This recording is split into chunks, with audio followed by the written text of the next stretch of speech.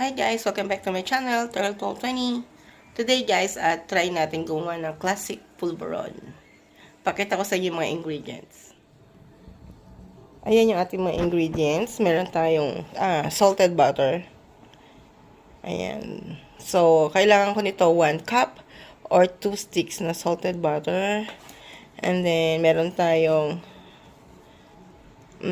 powdered milk. So, kahit na anong powdered milk, okay. Mas masarap dyan sa Pilipinas, Anchor. Noong nandiyan ako sa Pilipinas, ginagamit ko Anchor. So, dito, Carnation ang nakuha ko. And then, 3 cups na powdered milk.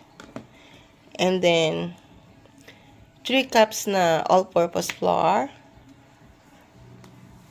And then, 1 cup na granulated sugar. Ito yung white sugar natin. So, let's start guys. Una, magkuha muna tayo. So, magsusukat muna tayo ng 3 cups na all-purpose flour. Guys, so ito na yung first step natin. So, ito na yung 3 cups of harina. So, ang gagawin natin dyan ay lalagay natin sa ating skillet, sa ating kawali or sa wok para magiging brown siya. So, lulutuin natin siya. Ayan, medyo matagal lang po itong step na to. Ito lang naman yung pinakamatagal sa paggawa ng pulveron. So, pag halo-halo natin harina na to, kailangan maging brown siya talaga. Maluto natin siya. So, siguro in few minutes, papakita ko sa inyo pag nag-brown na siya. Right now, kasi color white pa rin siya. Ito na yung luto natin na harina. See? Pag ginanyan nyo siya, nagda-dark siya. So, huwag kayong matakot. Basta, haluin nyo lang ng haluin yan. Pero right now, nasa low fire na ako. So, patapos na to. Kasi luto na yung ating harina. Dapat ganito yung color niya. Brown talaga. Ayan. After natin siyang mailuto, sasalain na natin. So, para maging pino, ganyan lang.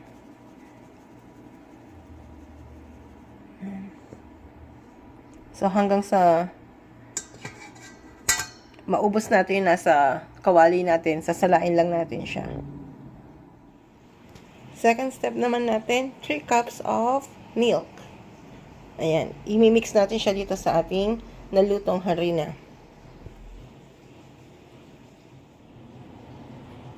Guys, ayan na yung ating 3 cups of milk. So, hahaluin lang natin siya para ma-mix sa ating flour.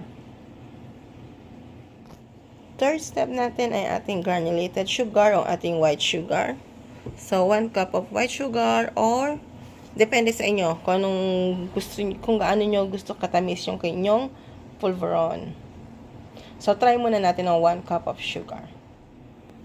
Ayan, nagdagdag ako ng 1/2 cup of sugar kasi nakukulangan ako sa tamis. So, ang nilagay ko na total ng sugar ay 1 and 1/2 cup.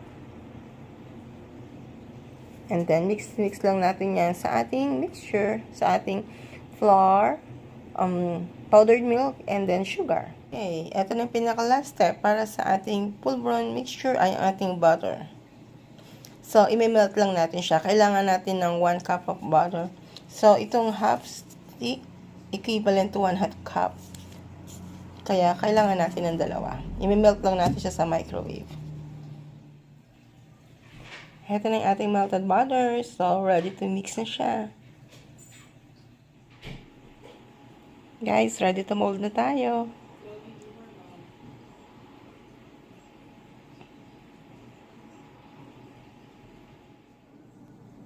Ilagay muna natin sa refrigerator para medyo magiging firm yung ating pulveron.